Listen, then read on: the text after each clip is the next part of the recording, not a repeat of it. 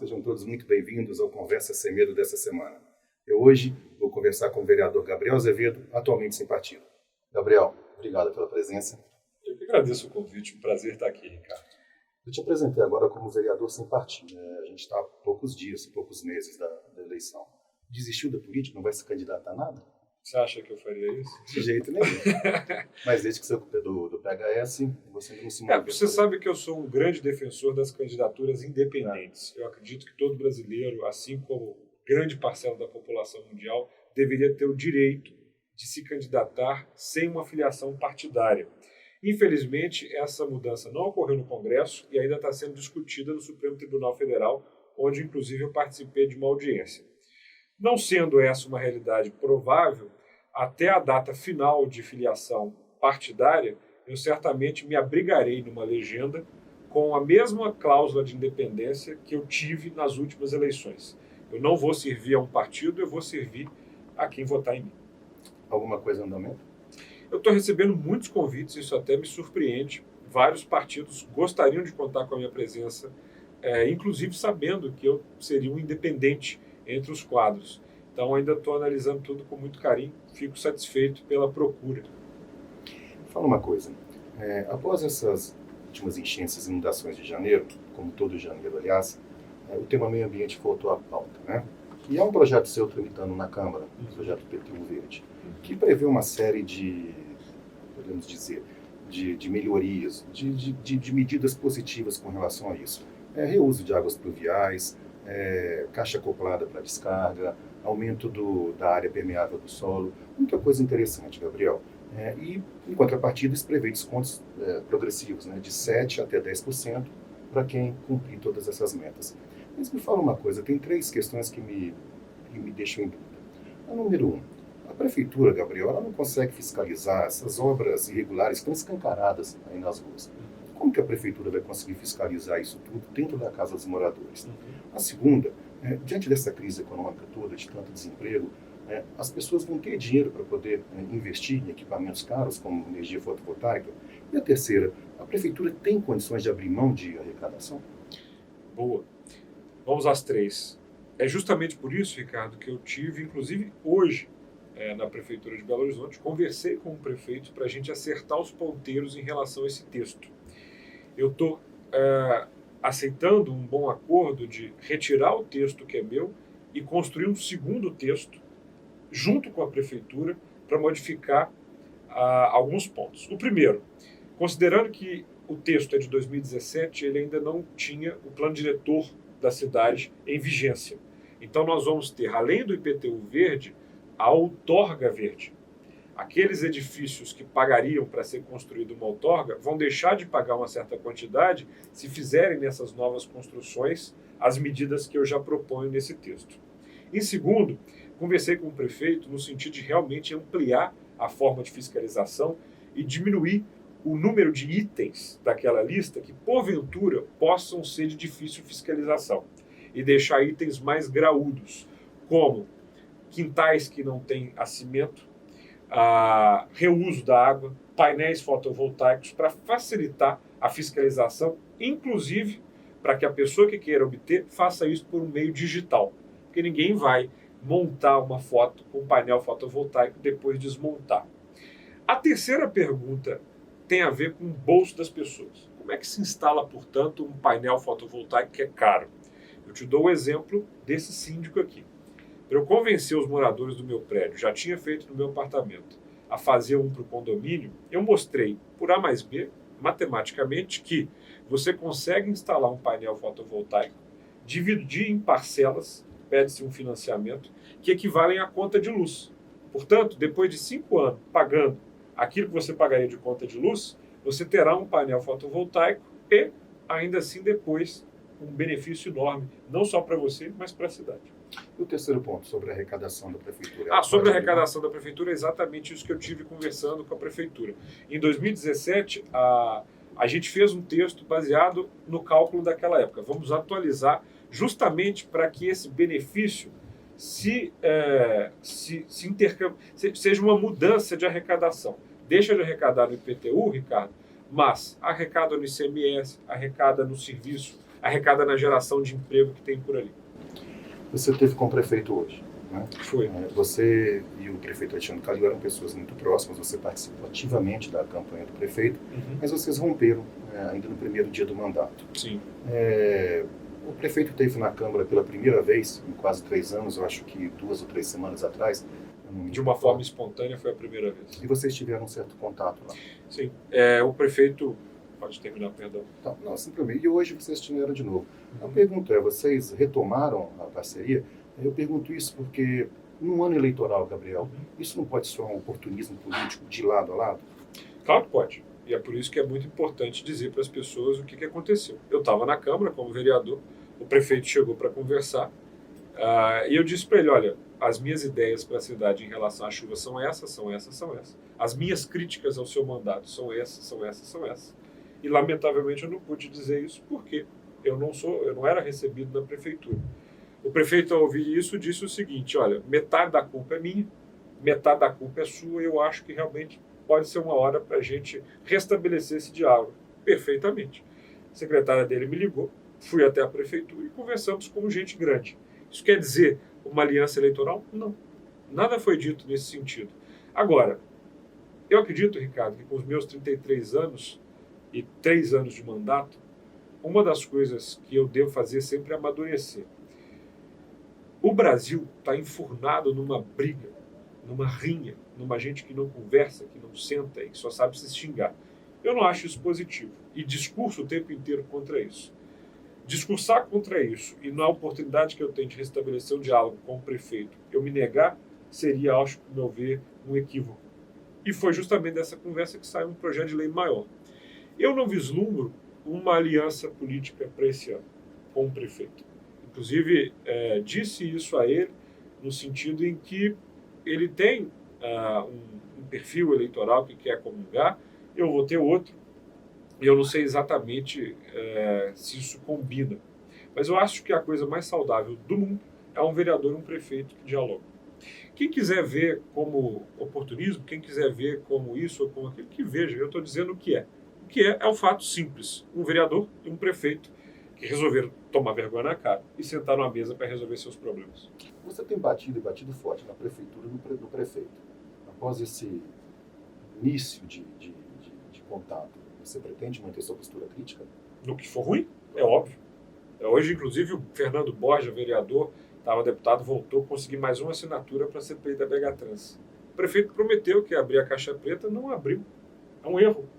E eu tenho compromisso com a minha coerência. Esses dias destacaram uma frase minha, no Ricardo, que eu postei no Twitter. Gabriel, você bate no presidente, depois elogia. Bate no governador, depois elogia. Bate no prefeito, depois elogia. O que é isso? Eu falei, é coerência, diferente da viseira, que muita gente tem usado no Brasil. Ou seja, não, pelo amor de Deus, eu gosto do presidente, então tudo que ele faz está certo. Não pode criticar. Não, cara, o prefeito tem coisas que são positivas, o prefeito tem coisas que são negativas. Fui eleito para fiscalizar o poder executivo. Se é positivo, eu sou a favor. Se é ruim, eu estou contra. Você veja, o prefeito deve ter mandado dezenas de projetos de lei para a Câmara, de autoria dele. Mais de 90% eu votei a favor. Ou seja, vamos privatizar os mercados públicos? Estão caindo aos pedaços? Essa é uma ideia que eu defendo. Porque o prefeito mandou, eu vou ficar de birra? Aí a população de Belo Horizonte está me assistindo, é para eu ser coerente ou é para eu ser babaca? Não vou ser babaca, vou ser coerente. Então, assim, o que é ruim no caso do prefeito, esses dias saiu um contrato duvidoso da questão. Eu bati. Talvez tenha sido o vereador que falei mais forte contra a questão. E vai continuar assim. Você disse que já descartou, já disse isso para ele de forma clara, uma aliança política. Né? Não é o caso. Agora, mas você pretende apoiar alguém? Dos pré-candidatos que já estão colocados por aí, você vislumbra alguém que você pode apoiar? Você posso me apoiar? Se você for pré-candidato, se você for candidato? Eu acho que ainda é cedo, o Ricardo, para a gente ver o que vai acontecer nas eleições de prefeito para Belo Horizonte. Eu ainda não tomei essa decisão, então não tem como te responder. Eu acho que há uma decisão mais para frente. Vamos falar de Romeu Zema? Pode. Nesse episódio recente do aumento dos policiais militares, sim, o projeto que ele enviou para a Assembleia e foi muito criticado pelo próprio partido. Você acha que faltou coragem? Especificamente, você acha que o governador ficou com medo de uma greve, por isso que ele enviou o projeto? quando eu fui candidato, eu prometi 3 palavras para os meus eleitores: coragem, caráter e coerência. E eu acho que nesses anos de mandato, eu não descumpri essas promessas subliminares. Fui um cara corajoso, fui um cara coerente e tive caráter em tudo que eu fiz. Acho que ao Romeu Zema faltou 2 coisas aí, principalmente. Faltou coerência. Um partido que se diz novo e que tem a responsabilidade fiscal como sua espinha dorsal, fazer o que fez é patético. É patético porque você desmonta um processo com funcionalismo. Aí o professor quer o aumento, tal pessoa quer aumento. Tal. Por que o policial?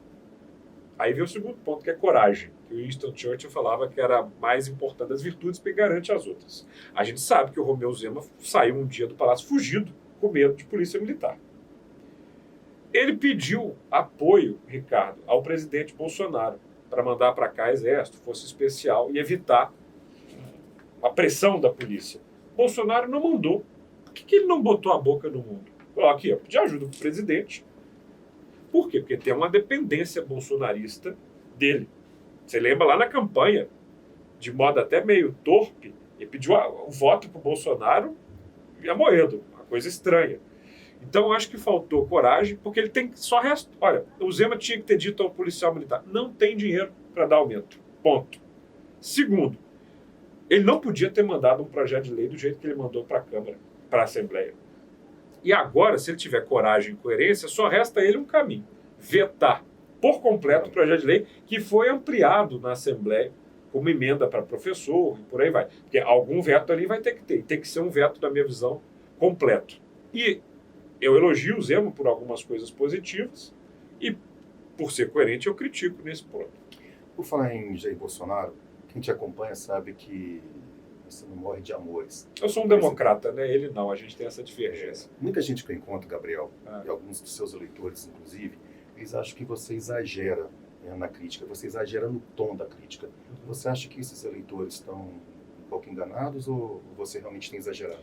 Eu acho que quando um eleitor me escolheu para ser vereador, eu converso, sempre que eu encontro um eleitor ou alguém na rua, eu falo, olha, não concordo com tudo que você diz, mas gosto muito do seu trabalho. Quando um eleitor me escolhe para ser vereador, a gente está criando um vínculo municipal. Ou seja, aqui no município eu fiz um conjunto de promessas e acho que estou entregando todas elas. O fato de alguém votar em mim não faz com que eu seja um cidadão subordinado à vontade de outra pessoa, ou às ideias ou ideologia de outra pessoa. Em 2016, quando eu me elegi, não existia o fenômeno Bolsonaro, bolsonarismo. Existia o lulismo. E eu sempre fui um anti-lulista, declarado. As pessoas sabem que eu não sou a favor do PT e que eu sou um anti-lulista, porque o Lula é um populista, o Lula é um majoritarista, o Lula é um iliberal. Acompanhei os 13 anos de governo dele. Quando o Bolsonaro chega ao governo, o Bolsonaro é um populista. Eu tenho pavor a populismo, uma das pragas da América Latina. O Bolsonaro é um majoritarista, ele acha que porque ganhou a eleição pode fazer o que quer. Não respeita a institucionalidade, não respeita o parlamento. E o Bolsonaro é um iliberal. O que quer dizer isso? Ele vai contra alguns princípios liberais, como liberdade de imprensa, como as instituições. Ora, se eu criticava um personagem por conta desses fatores, e criticava fortemente, critico com o mesmo vigor outro que faça as mesmas coisas. E é o presidente da República. A minha opinião contrária a ele é fundamentada. E as pessoas que, obviamente, se incomodam têm que entender que nós estamos numa democracia e o direito de opinião é fundamental. Dentro disso, você acredita que ele é uma ameaça, que o presidente seja uma ameaça à democracia? Você vislumbra alguma atitude concreta numa ruptura democrática? Por exemplo, o populismo, Ricardo, hoje em dia, a democracia ela não sofre um risco de tanque, de golpe na maioria dos lugares. Não. A democracia ela vai sendo mitigada, ela vai sendo corroída por populistas mundo afora. Steve Bannon, que todo mundo sabe, foi estrategista do Donald Trump, criou um modelo de usar a mídia social para realmente mexer com o processo de uma maneira perversa. Todo mundo tem que ver o documentário Privacidade Hackeada, mostra-se o que fez a Cambridge Analytica no caso do Brexit, no caso da eleição do Trump. E aqui o Bolsonaro oferece visíveis momentos de atraso democrático. Sim, mas desculpa. Estou dizendo casos concretos. Mas alguma medida concreta, no sentido de uma ruptura democrática? Eu estou dizendo, a ruptura não é um golpe, Ricardo. Quem entende democracia nota que ele está tornando flácidas as instituições. Quando o presidente da República sai na porta do Palácio do Planalto, meu caro, e dá uma banana para a imprensa, isso é um poder estabelecido demonizando, diminuindo algo fundamental que é a liberdade de expressão, liberdade de imprensa. Quem desacredita instituições, como ele fez agora, jogando videozinho contrário ao Congresso Nacional, ao STF, está agindo como o presidente da República não pode agir, Ricardo. Eu não preciso desenhar isso. Um poder respeita a autonomia e a independência do outro. Quando o presidente da República joga a população contra um poder, ele está atentando contra o Estado Democrático de Direito de forma concreta. Quando ele, para proteger os filhos, começa a atuar no Ministério da Justiça, ele está fazendo de modo concreto. Quando ele se nega a dar uma ajuda para nós mineiros, de mandar uma força de segurança aqui, para dar suporte ao Zema, ele está trabalhando contra o Zema e contra a federação. Isso é explícito. Quando ele não trata amotinados policiais, né, porque é isso que ele fez, quando ele não trata esses amotinados, esses bandidos como bandidos, ele está agindo contra a democracia, Ricardo. E aqui eu te dou uma fila, porque de democracia eu entendo. E gosto muito e sou um democrata. Do mesmo jeito, quando Lula comprava e fazia o mensalão no Congresso e mitigava, destruía o Congresso Nacional. Quando criava aquela lógica de partido da imprensa golpista para atacar a imprensa, era um ataque à democracia. Há uma desproporcionalidade tremenda nesses atos que eu considero estúpidos, diários, de bater boca com a imprensa, ofender jornalista. Isso é execrável, não cabe na figura de um presidente da República, não cabe na figura de um representante. De nenhum democrata. Claro. Eu acho que uma desproporcionalidade, você não acha, entre comprar um Congresso, como você acabou de citar que fazia o ex-presidente Lula. Aí, Ricardo, é o seguinte, quem gostar mais do Bolsonaro vai dizer, nossa, mas é uma mentira comparar ambos, porque não sei o quê. Quem gosta do Lula, nossa, é uma falsa simetria, não sei o quê. Democracia não é elástica, não. Não tem essa coisa de ser mais ou menos autocrata. Se você é populista, você é populista. Se você não respeita a democracia, você não respeita. Não é pouco ou muito. Não é uma questão de intensidade. É uma questão de... Há uma Constituição, ela tem que ser cumprida. E não tem mais interpretações em relação a isso. Dentre suas várias atividades, você é advogado, professor, jornalista, publicitário. Você é professor de formação do Renova BR, Perfeito. Que é uma espécie de escola de política. Uhum. O apresentador Luciano Huck é um apoiador desse movimento. Na sua opinião, ele é um bom nome para 2022? Eu acho que o Brasil tem que sair dessa história de buscar nomes. Nomes não sobram, não faltam. Mas nós precisamos trabalhar a questão de projetos, coisas concretas para o Brasil. Então, eu já cansei dessa história, Ricardo, de apoiar o nome A, o nome B. Qual é o projeto de saneamento básico? Qual é o projeto educacional? Qual é o projeto, enfim, para a mobilidade das cidades? É isso que eu acho que tem que ser construído para 2022. E, destacando o Renova BR, eu mostro esse compromisso. Ou seja, nós tivemos, em 2018, eu tive 133 alunos, elegemos um senador, 9 deputados federais, 7 deputados estaduais. Já no ano passado, foram mais de 30 mil inscritos, uma turma de 1.400 alunos, muitos serão candidatos a vereador e prefeito. O que se ensina nessa escola? Como é que você vai ser quem é o nome ideal? Não, o negócio é política pública baseada em evidência. Olha, isso daqui foi feito em saúde e funcionou. Isso daqui foi feito em educação e funcionou. O Brasil está muito fulanizado. E Bolsonaro, e Lula, e Huck, é uma discussão de comadre. Não, a discussão tem que ser de projeto. É isso que eu defendo. Inclusive, se você me der essa oportunidade, eu não sou nem presidencialista. Sou um parlamentarista de carteirinha há muito tempo.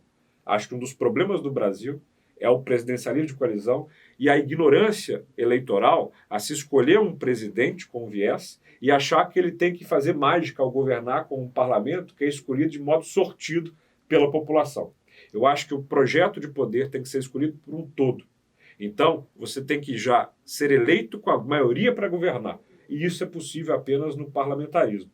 Eu adoraria ver uma reforma política no Congresso que desfulanizasse a política e passasse a promover projetos nacionais para o Brasil sair dessa encalacrada que ele está. Mas, infelizmente, o brasileiro ele gosta de cultuar personalidades, né? E aí vai pagar o Isso é um pato fato. por isso, né? Porque cultuando personalidade, a gente não cultua uma nação. Para a gente encerrar, você tem dito com relativa frequência que o prefeito Alexandre Calil, se for reeleito, ele vai abandonar o mandato e vai disputar o governo do Estado. É isso? Uhum. Se Disse isso isso para ocorrer, ele. você o apoiaria? Oi? Se isso ocorrer, você o apoiaria? Não, já disse, eu não apoio pessoas que não têm o compromisso de ficar 4 anos no mandato. Eu, Ricardo Kertzmann, jamais vou abandonar um mandato na vida, porque eu acredito que de vereador a presidente da República você tem um compromisso com o eleitorado. As pessoas diminuem prefeito e vereador. Eu sou um federalista, você sabe disso. Eu acho que são as Eu coisas mais acredito importantes. que o município é algo muito importante. Onde Então, a gente vive, né, a Gabriel? eleição por um mandato pela metade não combina, e não combina com uma cidade como Belo Horizonte, que é incrível e que merece um prefeito integral. Poderia ser o Gabriel Azevedo? Quem sabe um dia. Conto com o seu voto? Não sei. Espero contar com o seu. Gabriel, obrigado, viu, pela Obrigado. presença, obrigado pelo bate-papo. Eu te agradeço. E a você, querido espectador, querida espectadora, muito obrigado pela audiência, pelo prestígio e até um próximo Conversa Sem Medo. Um abraço.